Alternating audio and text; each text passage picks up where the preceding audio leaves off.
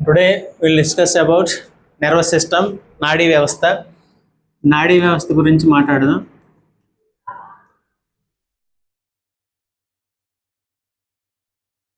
నాడీ వ్యవస్థ అనేది మానవ శరీరంలో మిగతా వ్యవస్థలన్నింటినీ కూడా సమన్వయం చేసే వ్యవస్థ. అందుకే దీన్ని కోఆర్డినేట్ సిస్టమ్ అని కూడా అంటాం. కోఆర్డినేట్ అనేది చేస్తుంటారు.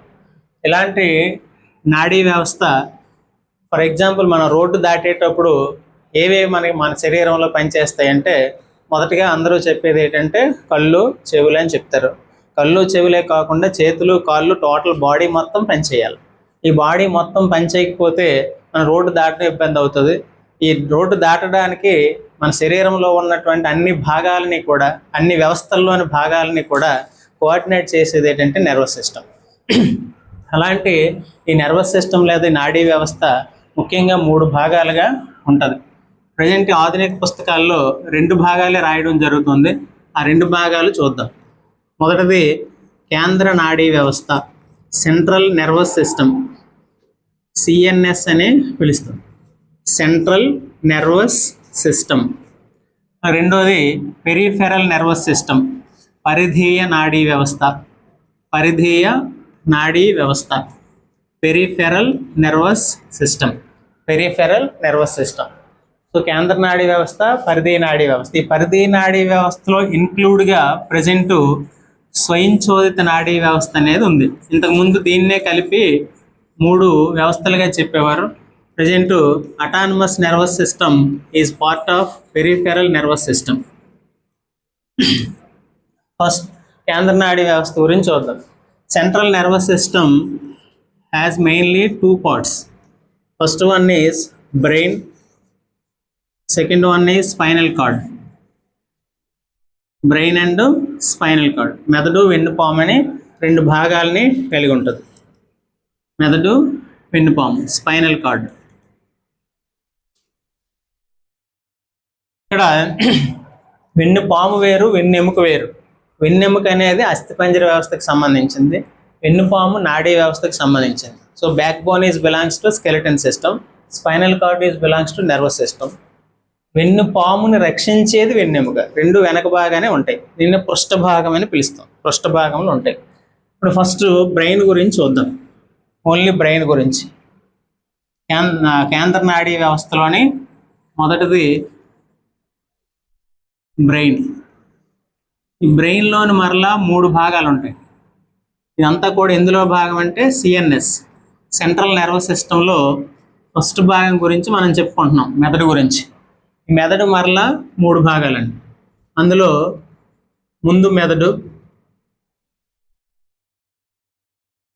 మధ్య మెదడు, వెనుక మెదడు అని 3 భాగాలు ఉంటాయి. Four brain, middle brain and hind brain, ఇలా 3 భాగాలు ఉంటాయి. ఈ ముందు మెదడుకే ఇంకో పేరు మస్తిష్కం అని పిలుస్తారు. ముందు మెదడునే మస్తిష్కం అంటారు. This is in English cerebrum. దీన్నే సెరిబ్రమ్ అంటారు, మస్తిష్కం. దీనికి మరో పేరు మన భాషలో ఇదే పెద్ద మెదడు. పెద్ద మెదడు అంటే ముందు మెదడే. పెద్ద మెదడునే మస్తిష్కం అని, సెరిబ్రమ్ అని పిలుస్తాం. ఈ పెద్ద మెదడు యొక్క పనులు ఏంటి చూస్తే, పెద్ద మెదడు ఏం చేస్తుంది? మన జ్ఞానేంద్రియాలు 5 ఉన్నాయి. మనకి ఎవరైనా బుద్ధి లేదేటి అంటాం, జ్ఞానం లేదేటి అంటాం. ఆ బుద్ధి జ్ఞానం ఉండేదంతా మెదడులోనే. దీనికి కారణం ఏంటంటే మన పంచేంద్రియాలు 5 ఉంటాయి మనకి. కన్ను, ముక్కు, చెవి, నాలుక, చర్మం. So 5 sense organs. Eyes, ears, nose, tongue and skin. ఈ 5 పార్ట్స్ని సెన్స్ ఆర్గన్స్ అంటాం. ఈ సెన్స్ ఆర్గన్స్ నుంచి మన బయట నుంచి ఏవైతే గ్రహిస్తామో ఈ గ్రహించే నాలెడ్జ్ అంతా కూడా మెదడులోని ఎక్కడ నిలవ ఉంటుంది అంటే మస్తిష్కంలోని, ఈ పెద్ద మెదడులోని మస్తిష్క వల్కలంలో నిల్వ చేయబడి ఉంటుంది. మస్తిష్క వల్కలం. So cerebral cortex. So total knowledge what we have gained, it is fully stored in cerebral cortex of forebrain or cerebrum. ఈ సెరిబ్రంలోనే నిల్వ చేయబడుతుంది. అంటే ఫర్ ఎగ్జాంపుల్ ఇప్పుడు మనం రోజ్ అన్నాం అనుకోండి, గులాబీ పువ్వు. ఈ రోజ్ అనేది ఇక్కడ లేదు, కానీ రోజ్ అనగానే దాని యొక్క ఆకారం, పరిమాణం, రంగు మనకి కళ్ళ ముందు మెదులుతూ ఉంటుంది. కారణం ఏంటంటే ఆల్రెడీ కళ్ళతో చూసి దాని పేరు తెలుసుకొని బ్రెయిన్లో ఫిక్స్ చేసుకున్నాం కాబట్టి వెంటనే దాన్ని రీకాల్ చేయగలం, దాన్ని ఐడెంటిఫై చేయగలం. దానికి కారణం ఏంటంటే మస్తిష్క వల్కలంలో ఈ నాలెడ్జ్ స్టోరేజ్ చేయడం వల్ల. అలాగే ఫాదర్ ఆఫ్ బయాలజీ అన్నాం అనుకోండి, అరిస్టాటిల్ గుర్తొస్తాడు. అలాగే ఎలిమెంట్స్ అనే గ్రంథాన్ని ఎవరు రాశారు అనగానే యూక్లిడ్ గుర్తొస్తాడు. ఎందుకు గుర్తొచ్చాడంటే ఆల్రెడీ మన బ్రెయిన్లో అది ఫిక్స్ అయ్యి ఉందన్నమాట. సో ఆ విధంగా అలాంటివన్నిటినీ కూడా నాలెడ్జ్ అంటే జ్ఞానేంద్రియాల నుంచి తీసుకొచ్చినటువంటి సమాచారాన్ని గ్రహించి విశ్లేషించేది సెరిబ్రల్ కార్టెక్స్. ఇది మస్తిష్కంలోనే ఉంటుంది, మస్తిష్కంలో పార్ట్ అనమాట. అందుకే ఇందులోని జ్ఞాన కేంద్రాలనే ఉంటాయి, చాలా ఇంపార్టెంట్. సైకాలజీలో కూడా ఇంపార్టెంట్. జ్ఞాన కేంద్రాలు ఎక్కడ ఉంటాయంటే మస్తిష్కంలోనే ఉంటాయి. Sensory centres are located in forebrain. అలాగే సైకాలజీకి సంబంధించి మన స్మృతి విస్మృతి మీద ప్రయోగాలు చేసిన ఎబ్బింగ్హాస్ కూడా మన సైకాలజీలో స్మృతి చిహ్నాలు అనే పాఠం అనే పదం వినుంటారు మీరు. స్మృతి చిహ్నాలు, వీటినే ఎన్గ్రామ్స్ అలాగే న్యూరోగ్రామ్స్ అని పిలుస్తాం. ఈ సైకాలజీలో చాలా ఇంపార్టెంట్. Neurograms or engrams. స్మృతి అంటే జ్ఞాపకం అనమాట. ఈ స్మృతి చిహ్నాలు అంటాం అనమాట. ఈ న్యూరోగ్రామ్స్ లేదా వీటికి ఈ మూడింటికి ఒకటే పేరండి. స్మృతి చిహ్నాలు అన్నా, ఎన్గ్రామ్స్ అన్నా, న్యూరోగ్రామ్స్ అన్నా ఒకటే. ఈ స్మృతి చిహ్నాలన్నీ కూడా ఎందులో ఉంటాయంటే ఫోర్ బ్రెయిన్లో ఉంటాయి. అది అందుకే మనకి జ్ఞాపకం ఉంటాయి. ఇది 40 ఏళ్ళు దాటిన తర్వాత ఈ స్మృతి చిహ్నాలు కానీ కిడ్నీలో ఉన్నటువంటి నెఫ్రాన్స్ కానీ ఒక 10% ప్రతి 10 ఏళ్ళకి తగ్గుతూ ఉంటాయి. అందువల్ల జ్ఞాపక శక్తి తగ్గుతూ ఉంటుంది, యూరిన్ ప్రాబ్లమ్స్ వస్తూ ఉంటాయి. అందుకే ఏజ్ దాటేసరికి ఈ మన ఓల్డ్ పీపుల్, మన ఒంట్లో ఉన్న పెద్దవాళ్ళందరూ కూడా ఇబ్బంది పడడానికి గల కారణం అది. స్మృతి అనేది తగ్గుతూ ఉంటుంది. సో జ్ఞాన కేంద్రాలు అనేవి ఇందులో ఉంటాయి. అలాగే ఈ మస్తిష్కం చేసే పని ఏంటి, అసలు ఈ బ్రెయిన్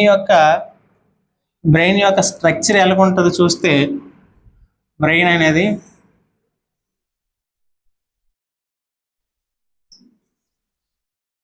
బ్రెయిన్లోని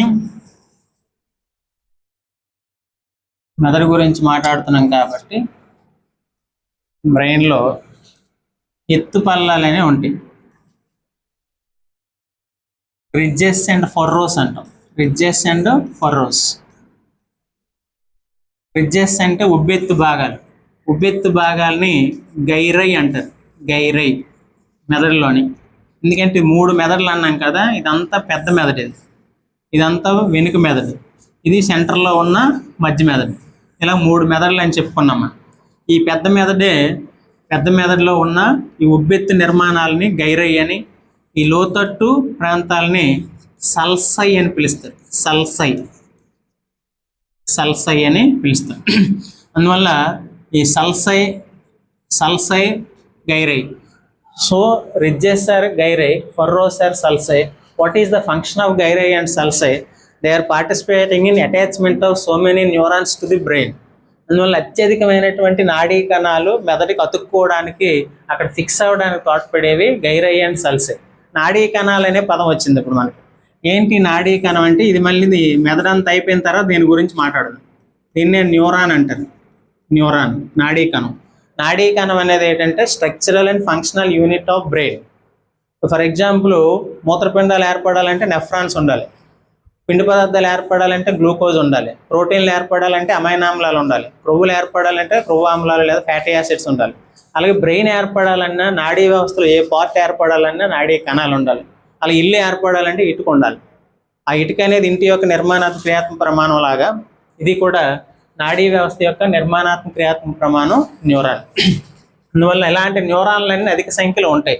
న్యూరాన్లు అధిక సంఖ్యలో ఎప్పుడు న్యూరాన్లు ఉంటే ఆటోమేటిక్గా జ్ఞాపక శక్తి కూడా పెరుగుతూ ఉంటుంది, బ్రెయిన్ బాగా పనిచేస్తూ ఉంటుంది.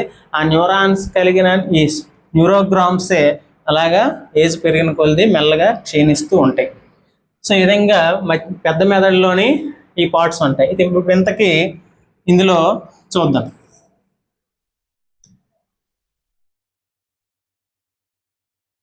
మెదడులోని ముందు మెదడుకే మనం మస్తిష్కం అన్నాం. ఈ మస్తిష్కం లేదా సెరిబ్రమ్ చేసే పని ఏంటి చూద్దాం. సెరిబ్రమ్ చేసే పని ఆలోచన తెలివితేటలు. ఆలోచన, తెలివితేటలు. Thinking and intelligence. Thinking and ఇంటెలిజెన్స్కి తోడ్పడేది ముందు మెదడు, పెద్ద మెదడు. అలాగే ఈ మెదడులో భాగంగానే మెదడుని మొత్తం మీద అంతా కూడా మెదడు. ఈ టోటల్ మెదడుని కప్పి ఉంచే పొర ఏంటంటాడు, మెదడుని కప్పి ఉండే పొర త్వచం. ఈ 3 మెదడులు కలిపి ఉంటుంది అనమాట. ఇది మెదడుని కప్పి ఉండేటటువంటి త్వచం. త్వచం వేరు, ఆ త్వచంలో ఉన్న సన్నటి వాటిని పొరలు అంటాం. అలాగే మెదడుని కప్పి ఉంచే త్వచం ఏదంటే మెనింజిస్, చాలా ఇంపార్టెంట్. మెనింజిస్. మెనింజిస్ అనేది మెదడుని కప్పి ఉంచే త్వచం అనమాట. త్వచం అంటే మెంబ్రెయిన్. ఇందులో ఉన్నటువంటి లేయర్స్ 3 ఉంటాయి. మెంబ్రెయిన్లో లేయర్స్ 3 ఉంటాయి. ఈ త్వచంలో 3 పొరలు ఉంటాయి చూడండి. 1, 2, 3. ఇది 3ది లోపల పొర. సో ఈ 3వ పొర 1వ పొర ఏంటంటే మృద్వి, 2వది లౌతికల, పరాసిక. అయితే ఇవి ఇంగ్లీష్ మీడియం బట్టి ఇటు మారుతూ ఉంటాయి కొన్ని పుస్తకాల్లో. So pia mater, arachnoid membrane and dura mater. ఇలా 3 పొరలు ఉంటాయి అన్నమాట. మృద్వి, లౌతికల, పరాసిక. ఈ మృద్వి, లౌతికల, పరాసిక అనేవి మెనింజిస్లో ఉండేటటువంటి 3 పొరలు. ఈ 3 పొరల మధ్యలో ఒక ప్రత్యేకమైన ద్రవం ఉంటుంది మెదడులోని. 3 పొరల మధ్యలో ఉండే ప్రత్యేకమైన ద్రవాన్ని మస్తిష్క మేరు ద్రవము అంటారు. cerebrospinal fluid is present between 3 layers of meninges in the brain. What is the function of cerebrospinal fluid? It protects the brain from external shocks. అంటే బాహ్య అఘాతాల నుండి, బయట నుంచి ఏమైనా ప్రమాదాలు వస్తే ఆ ప్రమాదాల నుంచి రక్షించేది ఈ 3 పొరల మధ్య ఉండే ద్రవమైనటువంటి ఆ ద్రవం పేరే మస్తిష్క మేరు ద్రవము.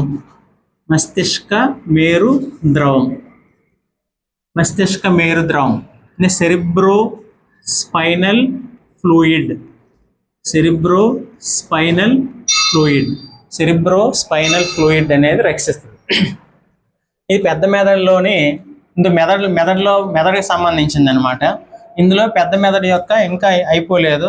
పెద్ద మెదడు యొక్క ఇందులో ఉండే పార్ట్స్ ఏంటంటే, పెద్ద మెదడులోని ఇంకో పార్ట్ ఏంటంటే, పెద్ద మెదడులో ద్వారగోర్ధం అనేది ఉంటుంది. ద్వారగోర్ధం దీన్ని డయన్సెఫలాన్ అంటారు. This is also part of forebrain ముందు మెదడు. Diencephalon is in the shape of rhomboidal అంటారు. రాంబస్ ఆకారం ఉంటుంది. రాంబాయిడల్ షేప్లో ఉంటుంది ద్వారగోర్ధం. ముందు మెదడులో పార్ట్ ఇది. ఈ ద్వారగోర్ధం పని ఏంటంటే మన శరీరంలో ఉన్నటువంటి భావోద్వేగాల్ని నియంత్రిస్తుంది. భావోద్వేగాలు అంటే కోపం, బాధ, సంతోషం, ఆనందం, ఇలాంటివన్నింటినీ కూడా డయాన్సెఫలాన్ ఆధీనంలో ఉంటాయి. భావోద్వేగాలు, ఫీలింగ్స్. తర్వాత ఈ ముందు మెదడుకి కింద భాగాన ఒక వృంతం అనేది ఉంటుంది. వృంతం అంటే కాడ. ఈ కాడ వంటి నిర్మాణాన్ని కాలాంచిక అంటారు. ఇన్ఫండిబ్యులం కాలాంచిక. ఇది ఎందుకు చెప్పానంటే, ఇది యాక్చువల్గా మీ డిఎస్సిలో ఉండదు, ఈ పదమే కనిపించదు 10th క్లాస్ వరకు. ఈ కాలాంచిక ఎందుకు చెప్పానంటే, ఈ కాలాంచిక వృంతంలో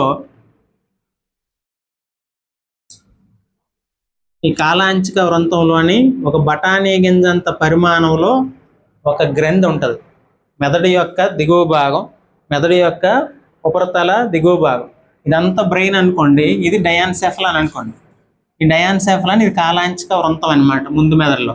ఆ కాలాంచిక వృంతంలో ఈ పీ షేప్, బఠానీ గింజంత పీ సైజు, బఠానీ గింజంత పరిమాణంలో ఉండే ఈ గ్రంథిని పీయూష గ్రంథి అంటాం. Pituitary gland. ఈ పిట్యూటరీ గ్లాండ్ ఇందులో ఉంటుంది. దీన్నే మనకు తెలుసుగా, చిన్నప్పటి నుంచి చదువుతాం, అతి ప్రధానమైన గ్రంథి అంటాం. ఇలాంటి అతి ప్రధానమైన గ్రంథి, అలాగే దీన్ని మాస్టర్ గ్లాండ్ అని కూడా పిలుస్తారు. ఈ మాస్టర్ గ్లాండ్ ఎక్కడ ఉంటుందంటే బ్రెయిన్ యొక్క దిగువ భాగాన కాలాంచిక వృంతంలో ఒక బఠానీ గింజంత పరిమాణంలో ఉండే గ్రంథిని మనం పీయూష గ్రంథి అని అంటాం. ఇది కూడా ముందు మెదడులోని భాగమే, అందుకే పెద్ద మెదడు ఇది. ఎందుకంటే మొత్తం మెదడు బరువు 1400 గ్రాములు, 1400 గ్రామ్స్ యావరేజ్గా. ఇందులో మేల్స్ బ్రెయిన్ 1375 గ్రాములు కలిగి ఉంటుంది, ఫిమేల్ బ్రెయిన్ 1275 గ్రాములు కలిగి ఉంటుంది. మేల్స్ ఫిమేల్స్ అంటే మేల్స్ బ్రెయిన్ ఫిమేల్ బ్రెయిన్ కన్నా 100 గ్రాములు ఎక్స్ట్రా ఉంటుంది. యావరేజ్ అయితే 1400 గ్రామ్స్. ఇందులో ఓన్లీ పెద్ద మెదడు బరువే 995 గ్రాములు ఉంటుంది. అంటే ఇది ఎంత పెద్దదో చూసుకోండి. 1400లో పెద్ద మెదడు బరువే 995 గ్రాములు ఉంటుంది.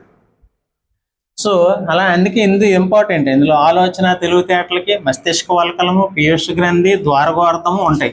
అలాగే ఈ ద్వారగోర్ధం యొక్క దిగువ భాగాన్ని చాలా ఇంపార్టెంట్, జాగ్రత్త వినాలి. 10th క్లాస్లో ఉంది. ఈ ద్వారగోర్ధం యొక్క దిగువ భాగాన్ని హైపోథలామస్ అంటారు. హైపో అంటే మనకు తెలుసు కింద, డౌన్ అని. హైపోథలామస్ మెదడు దిగువ భాగం అనమాట. ఇది మెదడు దిగువ భాగాన్ని హైపోథలామస్ అంటారు. ఈ హైపోథలామస్ అనేది దీని ఆధీనంలో ఏముంటాయంటే, దీని ఆధీనంలో ఆకలి, ఉష్ణం, దాహం. సో ఎపటైట్, ఆకలి అంటే appetite, and heat and thirst అనేది దీని ఆధీనంలో ఉంటాయి. ఆకలి చూడండి, ఇక్కడ ద్వారగోర్ధం అయితే బాధ, ఆనందం, సుఖం, సంతోషం ఇలాంటివన్నీ ద్వారగోర్ధం ఆధీనంలో ఉంటాయి, డయాన్సెఫలా. కానీ ఆకలి, ఉష్ణము, దాహము ఇలాంటివి దేని ఆధీనంలో ఉంటాయంటే హైపోథలామస్. ఈ హైపోథలామస్ దీని ఆధీనం. అందుకే శాస్త్రవేత్తలు ఎలుకల్లోని ఈ హైపోథలామస్ని తొలగించి ప్రయోగాలు చేస్తే అది ఆకలి మీద నియంత్రణ కోల్పోయి విపరీతంగా తిని కదలలేని స్థితికి వచ్చాయట. అందుకే ఎక్కువ మ్యాక్సిమం ప్రయోగాలన్నీ క్షీరదాల మీద జరిగి మానవుడికి అన్వయిస్తారు. మానవుడికి సంబంధించిన ప్రయోగాలన్నీ ముందు క్షీరదాల మీద జరిగాయి. ఎలుక కూడా క్షీరదమే. క్షీరదం అంటే పాలిచ్చి పిల్లల్ని పోషించే మ్యామల్స్ అంటాం. సో అది ఆకలి దీని ఆధీనంలో ఉంటుంది. అలాగే ఉష్ణం అనేది ఇక్కడ చాలా ఇంపార్టెంట్. ఉష్ణం ఎందుకు అంటామంటే వేసవికాలం వస్తే ఈ ఎక్స్పర్ట్స్ ఏం సూచిస్తారు 11 నుంచి 4 మధ్య ఎండల్లో తిరగొద్దు అంటారు. ఈ టైంలో ఎక్కువ సూర్యకిరణాలు ఉంటాయని. ఒకవేళ తిరిగితే ఖచ్చితంగా హెల్మెట్ కానీ హ్యాట్ కానీ ఏదైనా కప్పుకొని తిరగండి అంటారు. కారణం ఏంటి అంటే ఆ సూర్యకిరణాలు నేరుగా మన తల మీద పడితే హైపోథాలమస్ యాక్టివేట్ అవుతుంది, దీని మీద ఎఫెక్ట్ పడుతుంది. హైపోథాలమస్ ఎఫెక్ట్ పడితే ఏమవుతుంది, ఉష్ణం మీద కంట్రోల్ పోతుంది, ఆటోమేటిక్ శరీర ఉష్ణోగ్రత పెరిగిపోద్ది. That is leads to sunstroke, అది వడదెబ్బ.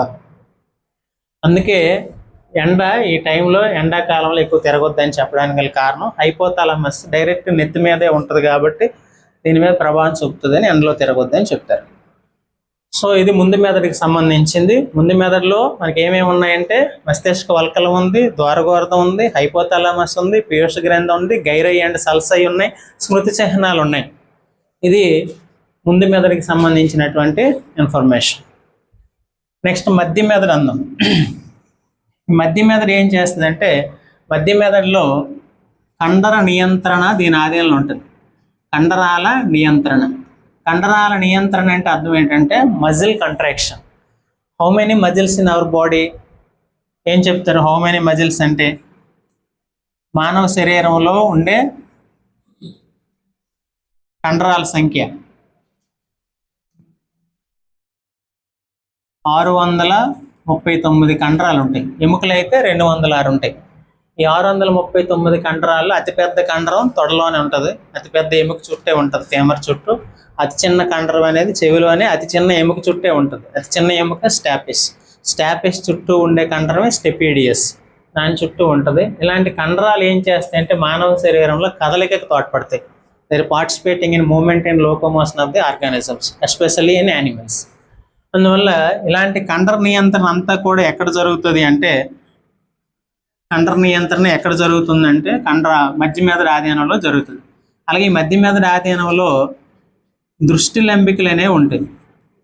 దృష్టి లంబికలు అంటారు. ఇది మీకు సిలబస్లో లేదు, ఇంటర్మీడియట్ సిలబస్ ఇది. ఆప్టిక్ లోబ్స్ అంటాం. ఆప్టిక్ లోబ్స్, ఈ ఆప్టిక్ లోబ్స్ అనేవి మా క్షీరదాలలో 4 ఉంటాయి. క్షీరదాలలో ఆప్టిక్ లోబ్స్ అంటే కంటిలో ఉండే తమ్మిల్ అనమాట, లోబ్స్ అంటాం, తమ్మిల్ లాంటివి. ఇలాంటి 4 ఉంటాయి. అందుకే కార్పోరా క్వాడ్రిజెమిన్ అంటాం ఈ క్షీరదాల యొక్క బ్రెయిన్ని. మిగతా చేపలు, ఉభయజీవులు, సరీసృపాలు, పక్షుల్లోని 2 ఉంటాయి. దాన్ని కార్పోరా బైజెమినా లేదా డైజెమినా అంటారు. అది క్లియర్. సో అంటే దృష్టికి సంబంధించింది అనమాట. ఇది కండర నియంత్రణ, మధ్య మెదడు గురించి అంతకుమించి ఏం లేదు. తర్వాత నెక్స్ట్ వచ్చేది ఏంటంటే వెనుక మెదడు. వెనుక మెదడు గురించి చూద్దాం.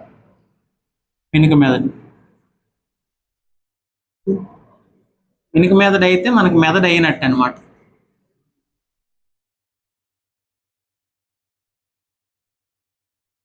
Hind brain.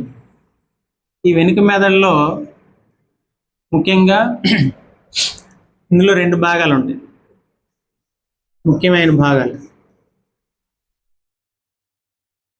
అనుమస్తిష్కం, మజ్జాముఖం. అనుమస్తిష్కంనే సెరిబెల్లం అంటారు. మస్తిష్కం ఏమన్నాం? సెరిబ్రమ్ అన్నాం. ఈ మజ్జాముఖంని మిడుల్లా ఆబ్లాంగేటా అంటారు English. Medulla oblongata. So hindbrain contains 2 parts, cerebrum and medulla oblongata. ఈ అనుమస్తిష్కంనే దీన్నే మన భాషలో చిన్న మెదడు అంటాం. చిన్న మెదడు చిరిగిపోయింది అంటారు. చిన్న మెదడు అనేది ఏంటంటే ఈ అనుమస్తిష్కం it is mainly participating in the equilibrium of our body. Equilibrium తోడ్పడుతుంది. ఈక్విలిబ్రియం అంటే అర్థం ఏంటంటే సమతాస్థితి. మానవుల్లో సమతాస్థితికి తోడ్పడేది ఏది అంటే అనుమస్తిష్కం. సమతాస్థితి అంటే అర్థం ఏంటంటే మనం కూర్చొని నిల్చొని కరెక్ట్గా అందరిలో నిలబడి మాట్లాడగలగడమే సమతాస్థితి, లేదా విచక్షణతో కూడి ఉండడమే సమతాస్థితి. ఫర్ ఎగ్జాంపుల్, ఓవర్గా డ్రింకింగ్ అయిన వాళ్ళు చూసారనుకోండి, విపరీతంగా ఈ ఆల్కహాల్ సేవించిన వాళ్ళు ఎలాగుంటుంది పరిస్థితి? ఆటోమేటిక్గా జడ్డాకారంలో నడడం, ఇంగ్లీష్లో మాట్లాడడం, ఇలాగా రకరకాలుగా ప్రవర్తిస్తూ ఉంటారు. దానికి కారణం ఏంటంటే ఈ alcohol is directly affected to the ఈ సెరిబెల్లం. అనుమస్తిష్కం నియంత్రణ కోల్పోవడం వల్ల వాళ్ళు ఏం చేస్తారంటే సమతాస్థితి కోల్పోవడం జరుగుతుంది. అందువల్ల ఈక్విలిబ్రియం తోడ్పడుతుంది అనుమస్తిష్కం. దీన్ని చిన్న మెదడు అంటాం. చిన్న మెదడు. అందుకే ఇష్టం వచ్చినట్టు మాట్లాడిన వాళ్ళని చిన్న మెదడు చిరిగిపోయింది అంటారు. చిరిగిపోయింది అని అడుగుతారు. కారణం ఏంటంటే సమతాస్థితి కోల్పోయినట్టు. నెక్స్ట్ మధ్యాముఖం అంటే మిడిల్లా ఆబ్లాంగేటా. ఈ మధ్యాముఖం ఏం చేస్తుందంటే యాక్చువల్గా బ్రెయిన్లో ఉన్నవన్నీ కూడా మన కంట్రోల్లో ఉంటాయి, బ్రెయిన్ ఫంక్షన్స్ అన్నీ.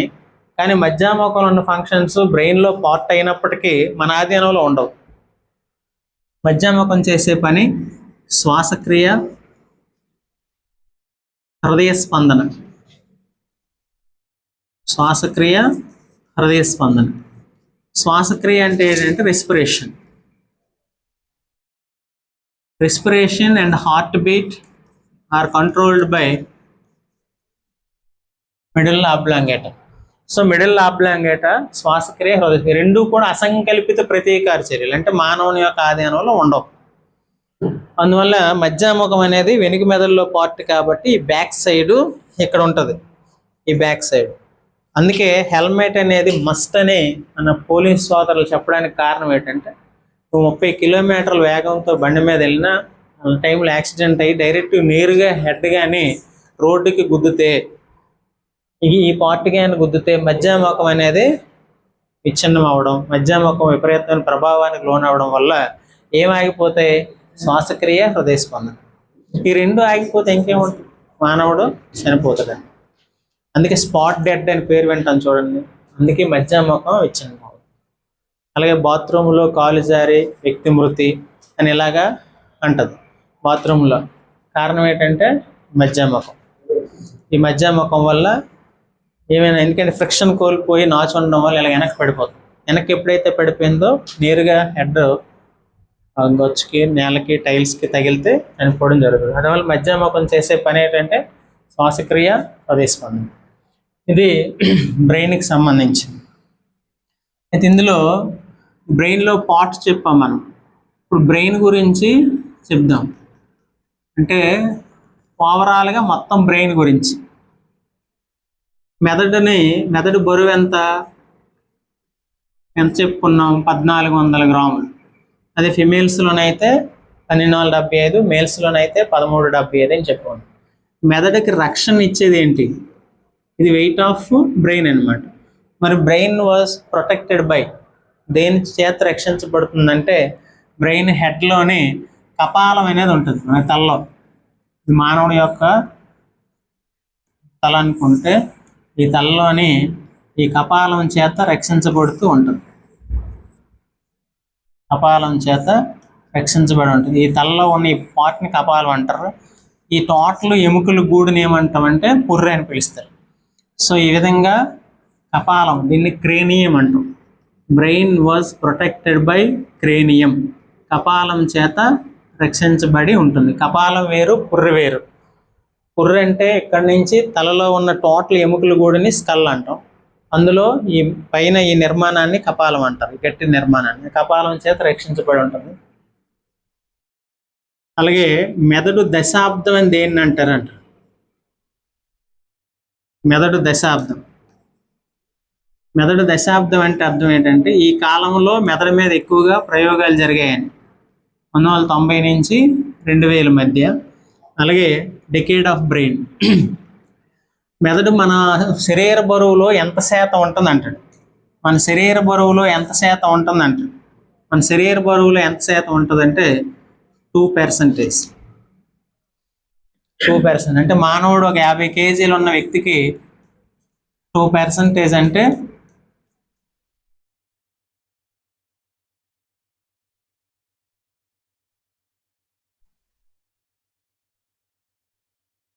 ఒకటి 5 రెళ్ళు 10 అంటే 1 కేజీ.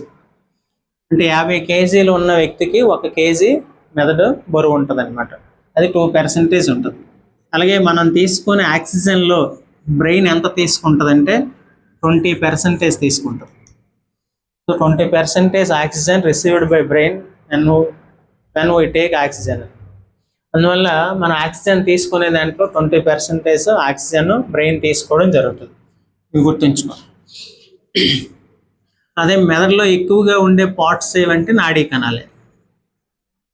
కణాలనే ఉంటాయి. దీన్నే న్యూరాన్స్ అంటారు. మెదడులో ఉండే నాడీ కణాల సంఖ్య అంటే 10 బిలియన్లు. 10 బిలియన్స్. 1 బిలియన్ అంటే 10 బిలియన్స్ అన్నమాట. మీకు ఈ 3 ఖచ్చితంగా తెలియాలి. 1 మిలియన్ అంటే ఎంత, 1 బిలియన్ అంటే ఎంత, 1 ట్రిలియన్ అంటే ఎంత అని. Million, billion, trillion. మిలియన్ అంటే 10⁶, 10 lakhs. బిలియన్ అంటే 10⁹, 100 కోట్లు. అంటే ఒకటి పక్కన 9 సున్నాలు, అవి ఒకటి పక్కనే 6 సున్నాలు. 1 ట్రిలియన్ అంటే 10⁻12, 1,00,000 కోట్లు. 1,00,000 కోట్లు ఉంటుంది. అంటే ఒకటి పక్కన 12 సున్నాలు. సో 10 బిలియన్లు అంటే 10 × 100 కోట్లు అనమాట. 10 వందలు 1000 కోట్ల నాడీ కణాలు అనేవి బ్రెయిన్లో ఉంటాయి. న్యూరాన్స్. ఇది మెదడుకి సంబంధించింది. ఆక్సిజన్. అలాగే మెదడు ఎక్కువగా తీసుకునే ఫుడ్ ఏంటి అని అడుగుతాడు. మెదడు ఎక్కువగా తీసుకునే ఫుడ్ గ్లూకోజ్ ఫార్ములా C6H12O6. ఈ గ్లూకోజ్ అంటే ఏంటంటే మనం అన్నం మెతుకులే అనేకమైన గ్లూకోజులు కలిగి ఉంటాయి. మన మెతికే లోనకెళ్ళి విచ్ఛిన్నమై గ్లూకోజులుగా మారుతుంది. అందుకే కడుపు ఖాళీ ఉంటే మైండ్ పనిచేయదు అంటారు. ఆ కడుపు ఖాళీగా ఉండి ఆకలితో ఉండేటప్పుడు ఇంట్రెస్ట్ ఎందుకు కోల్పోతామంటే బ్రెయిన్కి ఫుడ్ అందదు. అందువల్ల గ్లూకోజ్ ఎక్కువగా తీసుకుంటుంది మెదడు ఎక్కువగా తీసుకునే ఆహారం గ్లూకోజ్. ఇది బ్రెయిన్కి సంబంధించింది. తర్వాత అంటే మనం ఒక సిస్టమ్ గురించి మాట్లాడుతున్నాం మనం. సెంట్రల్ నర్వస్ సిస్టంలో నెక్స్ట్ చిన్నదే వెన్నుపాము. అది చెప్తే సెంట్రల్ నర్వస్ సిస్టమ్ అయిపోద్ది. సెంట్రల్ నర్వస్ సిస్టంలో రెండో పార్ట్ ఏంటంటే వెన్నుపాము. మన బ్రెయిన్ గురించి చెప్పాం మనం. ఈ సిఎన్ఎస్లోని సెంట్రల్ నర్వస్ సిస్టంలో సెకండ్ పార్ట్, 2 పార్ట్స్ ఉన్నాయని చెప్పాం మనం, బ్రెయిన్, స్పైనల్ కార్డ్. ఇది స్పైనల్ కార్డ్.